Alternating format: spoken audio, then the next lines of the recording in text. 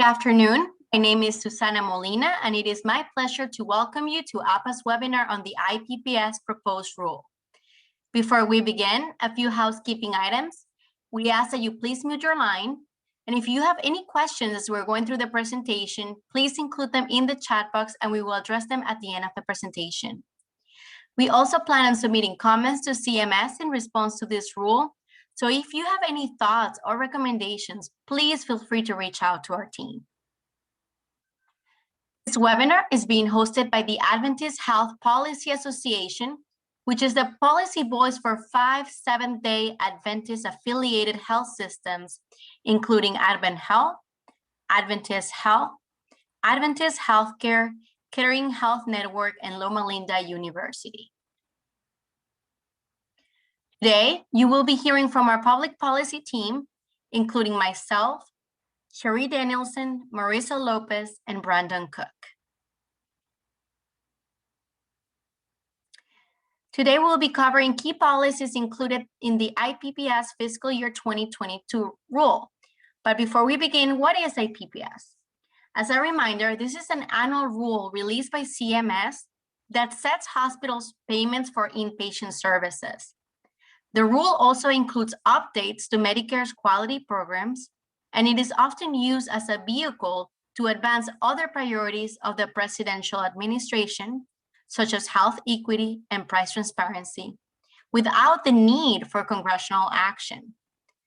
The policies discussed today are not final, and CMS will be accepting comments until June 28th. Again, AHPA plans to submit comments to CMS, so we appreciate all your thoughts and recommendations. This slide provides an overview of the issues that our team will be covering during today's presentation, which includes changes to inpatient payments, price transparency, COVID-19 add-on payments, the wage index, policies impacting DISH, a request for information on health disparities, CMS's quality programs, policies, and policies impacting graduate medical education and the Medicare Shared Savings Program. Before we jump into those policies, let's take a closer look at the key issues tackled by this rule and the context in which those issues have emerged: price transparency, COVID-19 mitigation, and health equity. The rule proposes changes to previously finalized price transparency policies. It seeks to make adjustments in Medicare quality programs to mitigate for the impact of the COVID-19 pandemic. And lastly, the rule seeks to incorporate health equity into quality measurement. This is the current environment that has shaped the policies that we see in the IPPS rule, and that will also actually impact future policymaking. Even prior to the pandemic, Medicare spending was increasing by approximately 5% every year, with almost 18% of the federal budget spent on Medicare and healthcare expenditures overall. These are numbers that policymakers know very well. COVID-19 then put more pressure in an already strained healthcare system, accelerating the projected depletion of the Medicare Trust Fund to 2024. COVID-19 hospitalizations are declining, but they're still high, and the healthcare workforce is experiencing more burnout as a result of this pandemic. A survey of 5,000 physicians found that 25% of physicians are considering earlier retirement. This could exacerbate the current physician shortages, with an estimated shortage of 139,000 physicians by 2033. The challenge of not having enough doctors to serve patients became even more evident during this pandemic.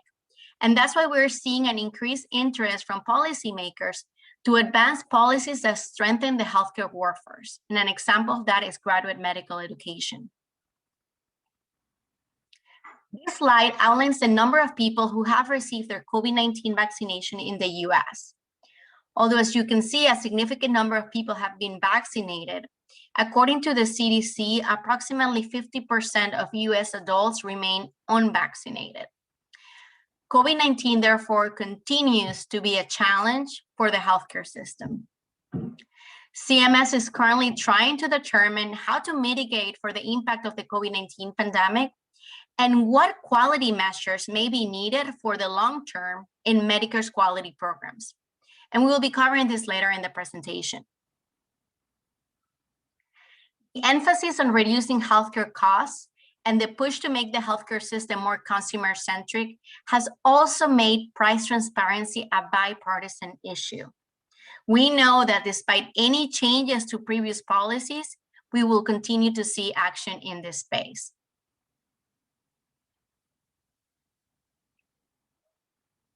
And finally, COVID-19 brought health disparities to the forefront.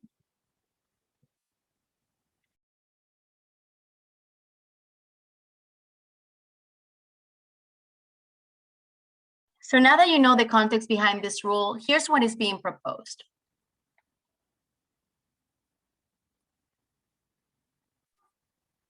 So much like on the data set that Susanna just shared, based on the latest epidemiological data, the CDC has discovered that much of these differences in patients' health outcomes are because of the scientific connection between the social determinants of health and our patients' health. Quote, long-standing systemic health, social, and economic inequities have put some members of racial and ethnic minority groups, as well as people with lower incomes, at increased risk of getting COVID-19 or experiencing severe illness, regardless of their age. The social determinants of health are the conditions in which we all work, live, play, and pray. And these can look like asking ourselves, is it safe to go on walks in my neighborhood? Does my community have clean water to drink and safe air to breathe? Can my children grow up free from violence? And do I have access to healthy and affordable foods in my neighborhood? The healthcare community, including CMS, is paying increased attention to the social determinants of health because they realize that we can only improve public health when we look at the totality of circumstances that our communities are facing. This is really across the political spectrum that this attention is being paid. We saw the attention ramping up under the Trump administration, and President Biden appears to be building on that momentum. The social determinants of health have a greater impact on our patients' wellness than their genes or the care that we provide. Now, we at AHPA exalt and affirm our clinicians and our executives for the good work that we're doing, but this slide really helps to anchor us in humility and remind us that public health has to be a team effort because 80% of our patients' health outcomes are determined by factors other than their genes and biology or the clinical care that they receive from us. Because of this information, we are seeing that continued bipartisan interest in the social determinants of health and how they interface with health equity. We saw an increased emphasis on health equity under the Trump administration, particularly around anti-discrimination rules, and we are seeing continued policies and executive orders under the Biden administration that push for equity in healthcare. So our projection at AHPA is that this momentum is only going to continue regardless of which political party may be in the White House.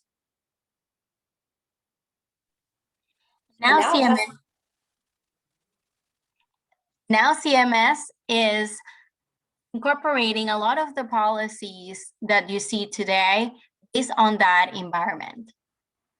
So how is IPPS changing for fiscal year 2022? IPPS payments for hospitals are set to increase by 2.8% compared to fiscal year 2021. And long-term care hospital payments are set to increase by 1.4% or $52 million in fiscal year 2022. CMS is also implementing a policy impacting the area wage index that was included in the most recent stimulus package. CMS is permanently reinstating the imputed floor wage index for hospitals in all urban states. So this policy impacts only the states of New Jersey, Rhode Island, Delaware, Connecticut, and the District of Columbia. Those states will see an increase of approximately $0.2 billion in fiscal year 2022. CMS is also proposing to extend payments for COVID-19 treatments until the fiscal year in which the public health emergency ends. As a reminder, these add-on payments were finalized last year, and they are in addition to the 20% add-on payment for treating COVID-19 patients.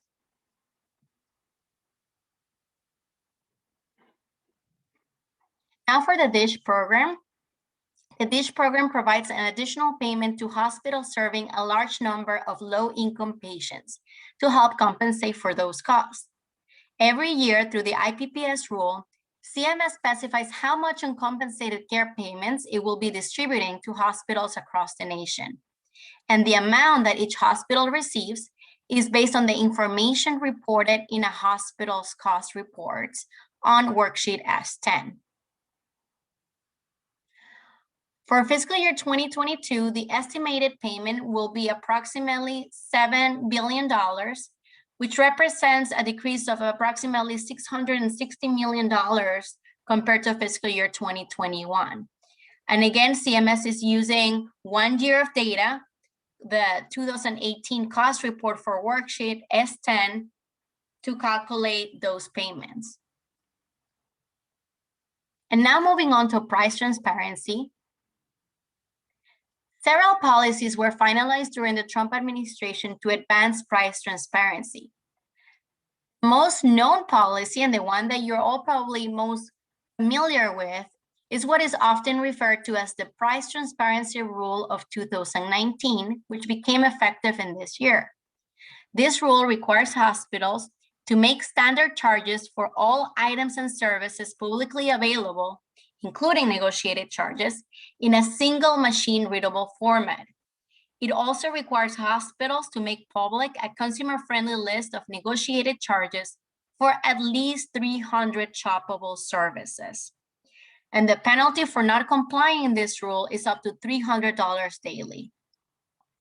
But in 2019, the Trump administration issued an executive order that requires the Department of Health and Human Services to modify traditional fee-for-service payments so that they more closely reflect those prices in the Medicare Advantage and the commercial insurance market. So in last year's IPPS rule, CMS complied with that mandate by finalizing a rule requiring hospitals to report in their cost reports the median negotiated charge by MSDRG for all Medicare Advantage organizations.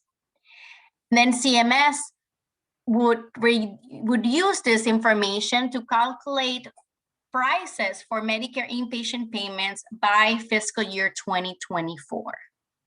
In this year's rule, CMS proposes to eliminate this policy, not the price transparency rule of 2019. Despite this proposed change, as I mentioned earlier, we know that CMS is not changing direction. Letters have already been issued to hospitals not complying with the 2019 price transparency rule, and a website was launched for consumers to report non-compliant hospitals. So there is no going back with price transparency. We know that more action in price transparency is coming. In a letter sent by the House Energy and Commerce Committee this year to HHS, they asked for HHS to revisit its enforcement tools, including the amount of the civil penalty, and to conduct regular audits of hospitals for non-compliance. Congress also requested for HHS to provide a staff briefing on the implementation of the final rule. The states are also taking action. States such as Texas and Florida are introducing legislation to add to the federal penalties. And even though these bills did not pass, more action on price transparency is expected at the state level in the future as well. Now, Cherie Danielson will be covering in more depth CMS request for information on health equity. Thanks, Susanna. The pandemic that we've been facing has made it harder for families to maintain stable housing, afford healthy foods, or pay their bills on time. And in this new reality, more than 54 million people are food insecure, including 18 million children. Nearly 1 in 5 renters are behind on their rent and facing eviction, with renters of color facing the greatest hardship. And 1/3 of all adults have not had enough money to cover their basic expenses, particularly the parents of school-aged children. This burden has not impacted all communities equally. The pandemic has really brought this to the forefront, so we wanted to highlight for you the latest disparities data from the CDC. So first, starting on the left, you'll see that the rates of death are not proportionate to each population. Hispanic or Latinx, Indigenous, and Black community members are dying at higher rates than their neighbors from COVID-19. On the right, you see regarding income inequality, this spike in difficulty affording the most basic necessities, regardless of race. However, lower income individuals that are Black hold a higher burden of difficulty in affording necessities. Lower income individuals are more likely to work frontline jobs like food service and public transportation, but they are also more likely to hold jobs that have higher rates of layoff, like hospitality and tourism.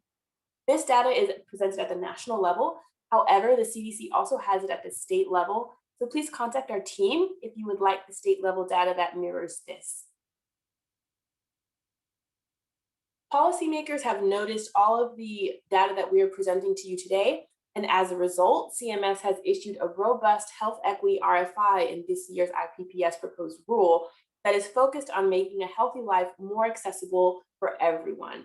Now, the RFI focuses on ways to close the health equity gap and seeks comments with a variety of questions that really fall into two buckets. So the first bucket is, how can CMS revise its quality programs to make health disparity reported data more comprehensive and also more actionable for stakeholders? CMS is considering expanding current disparities methods to include reporting by race and ethnicity, perhaps creating a new hospital equity score that would be used to calculate results across multiple social risk factors, or requiring that hospitals collect a standardized set of demographic information. Next slide, please.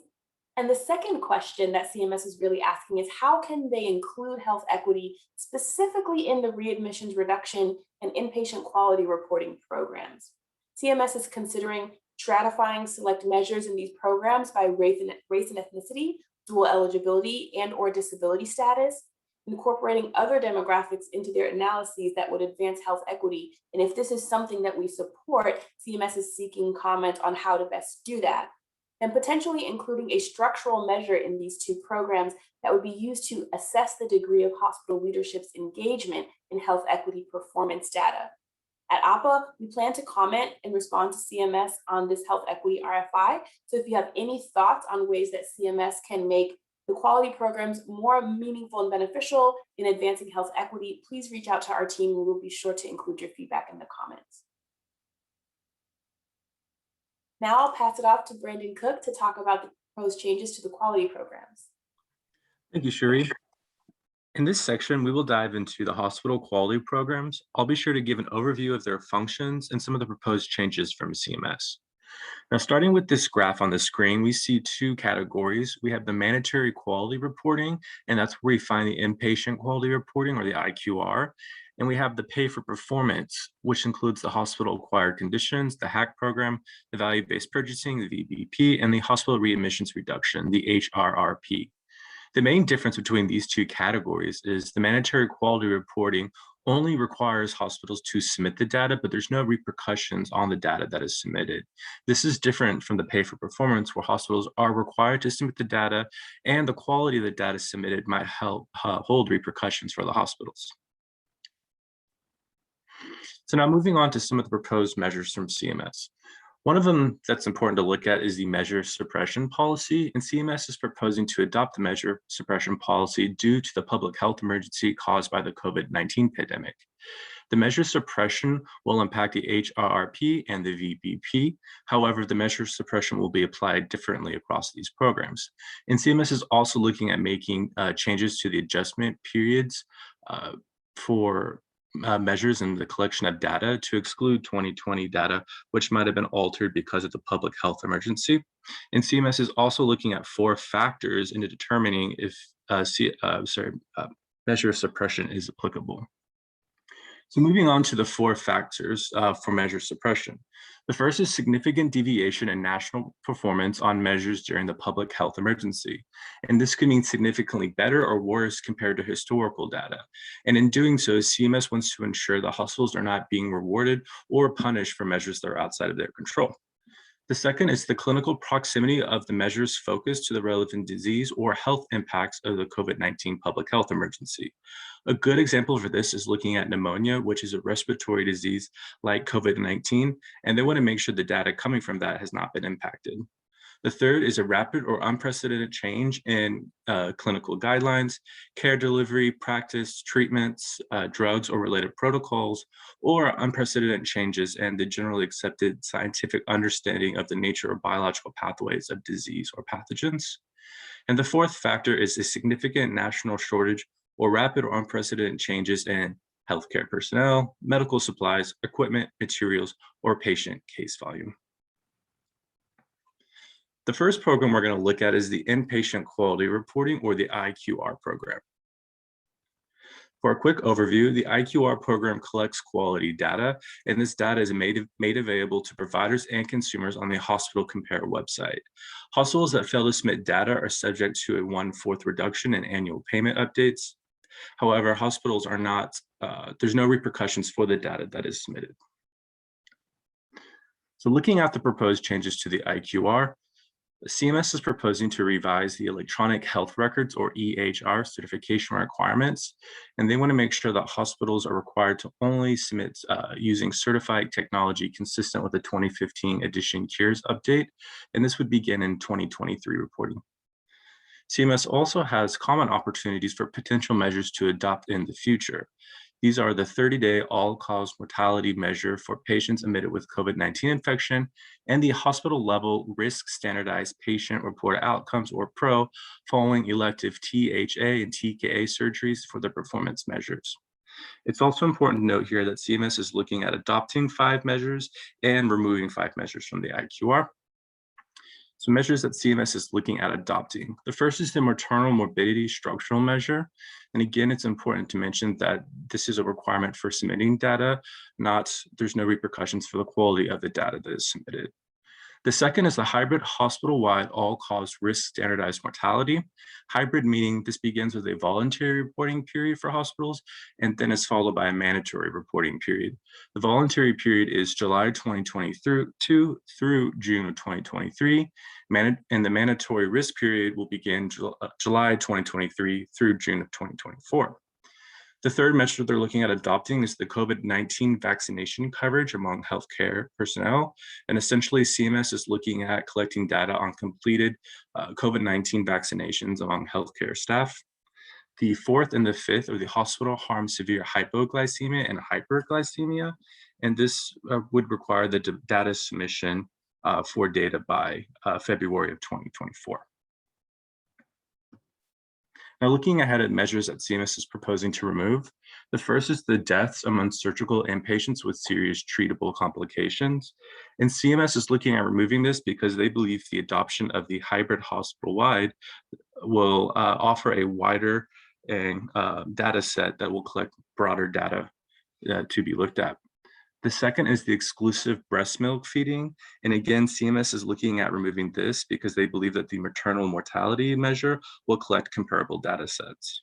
Measures 3 through 5, CMS is proposing to remove because they believe the cost of collecting this data outweighs the benefits. It's also important to mention here that the National Quality Forum, or NQF, has previously endorsed 2 of the measures CMS is proposing to remove.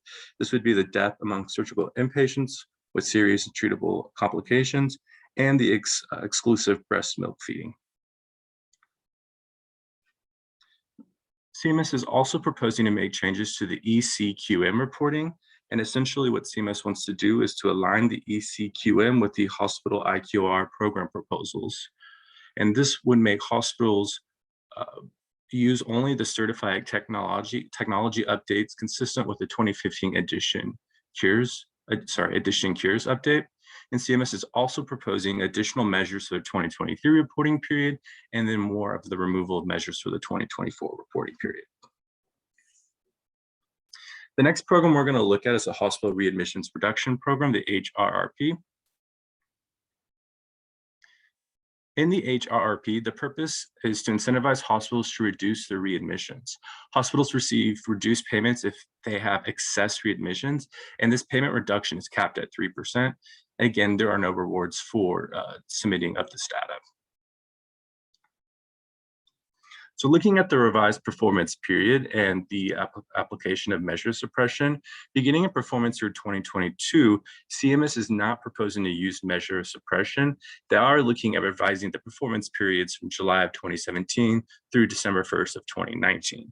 Now looking at performance year 2023, CMS is proposing measure suppression, but only for the pneumonia measure based on factor 2, the clinical proximity. And how this would apply, the pneumonia measure would be weighted to 0, and the performance score will be calculated on the remaining measures. Now, looking at the remaining measures below pneumonia, the proposed update, the proposed update for these measures, the clinical proximity of COVID-19, that data would be excluded to make sure that the data that is collected is without any information that's been changed because of the COVID-19 pandemic. The next program we're going to look at is the value-based purchasing, the VBP. This is a budget neutral program that makes incentive payments to hospitals based on how well they perform compared to other hospitals or how much they've improved. This focuses on 4 domains: the clinical outcomes, person and community engagement, efficiency and cost reduction, and safety. And 2% of inpatient-based operating payments are at risk. CMS is proposing to remove the patient safety and adverse events composite, or the PSI 90. The PSI 90 removal would begin within fiscal year 2023, and CMS believes that removing the PSI 90 will reduce provider and clinical costs associated with tracking duplicate measures. It is important to mention that PSI 90 will still be tracked within the hack reduction program. CMS is only proposing to remove it from the VBP. Now, looking at the mitigation measures for the VBP, beginning in performance year 2022, CMS is proposing to suppress all of the measures except for the clinical domain. This would impact the HCAHPS, Medicare spending per beneficiary, the MSBP, and the HIE program. Moving to performance year 2023, there are no proposals for measure suppression for the 3 domains that would have measure suppression applied in 2022. For the clinical domain, CMS is proposing to suppress the pneumonia 30-day mortality rate, the MORT-30 PN, and for the remaining measures, CMS would exclude COVID-19 diagnoses. Changes to the performance period and scoring. For performance year 2022, CMS proposes to not calculate the total performance score. However, they would still reduce all operating DRG payments by 2%. Each hospital would receive a value-based incentive payment that matches the 2% reduction. So for 2022, the payment adjustment rate would be neutral, but CMS still plans at providing confidential feedback to hospitals on their Q3 and Q4 hospital data. Looking at performance year 2023, there are no changes to the methodology scoring. However, within the clinical domain, pneumonia measure will be suppressed and the COVID-19 patients' data will be removed.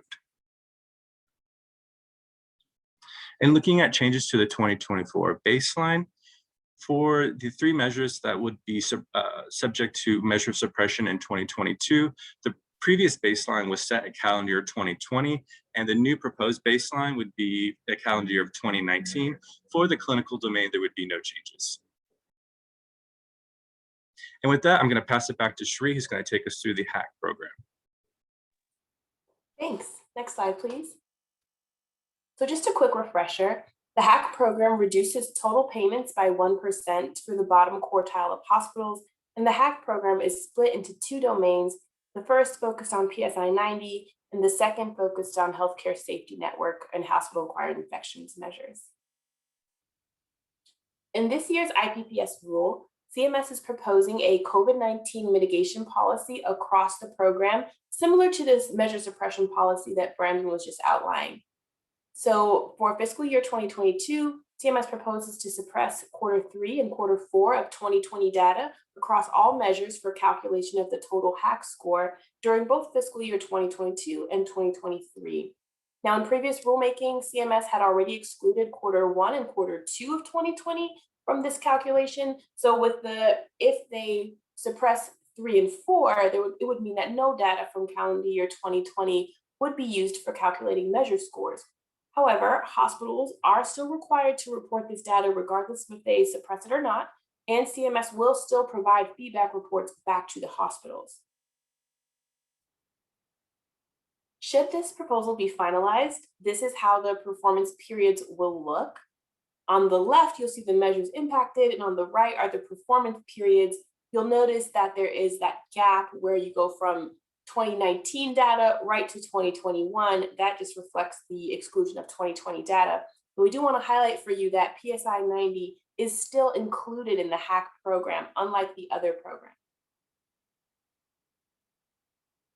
For the Promoting Interoperability program, or what we used to call meaningful use, the program was originally created to incentivize the use of certified electronic health record technology.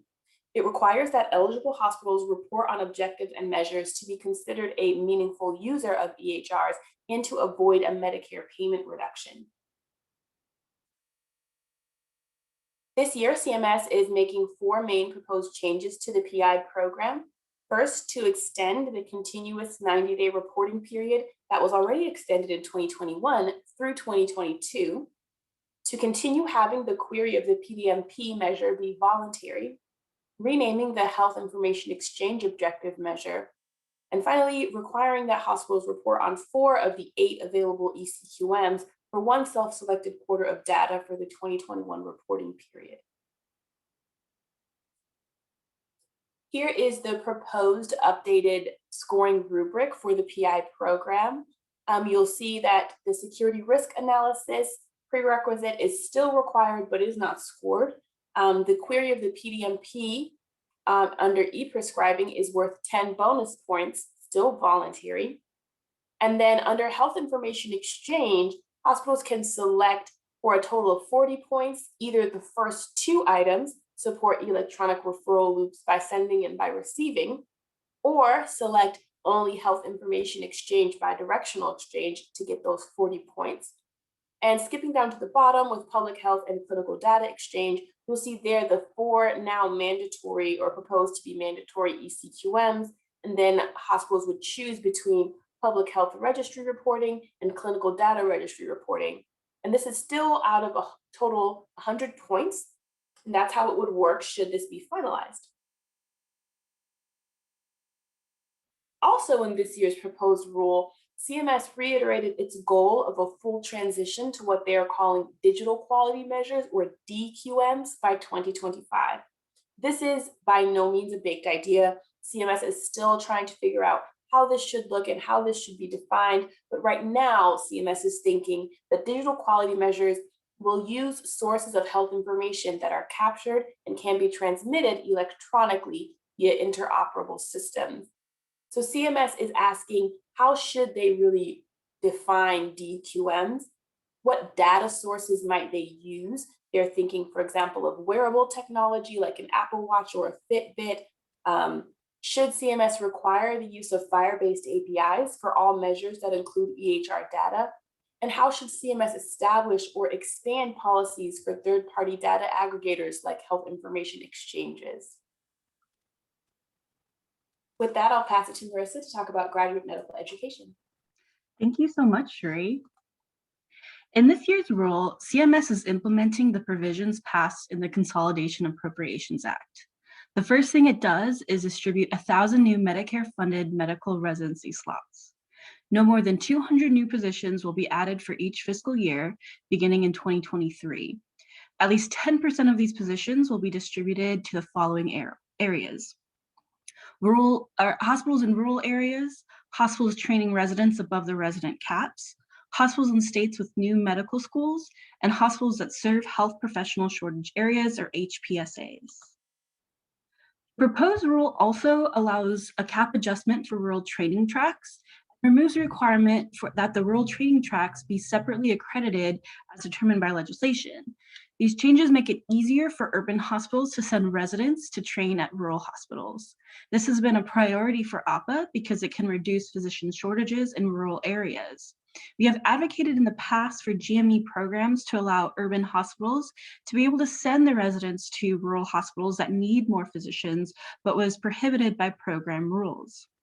Another positive change proposed by this rule is an opportunity to provide adjustments for low PRAs or per resident amounts and resident caps. Currently, CMS policy is that PRAs can be established based off the training of residents in a new or existing program. However, if hospitals were not aware of this rule and accepted small groups of residents at their hospitals, they were stuck with low PRA limits that affected their GME programs in the future. CMS is now proposing that qualifying hospitals will have an opportunity to reset their PRA limits. The recalculation period begins on December 27th of 2020 and ends 5 years later. Now we'll be moving on to the Medicare Shared Savings Program.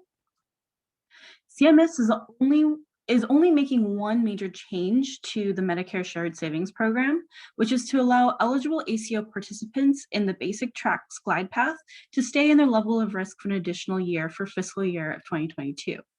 The automatic advancement will apply to fiscal year 2023. And this wraps up our IPPS webinar. And if you have any questions, feel free to ask.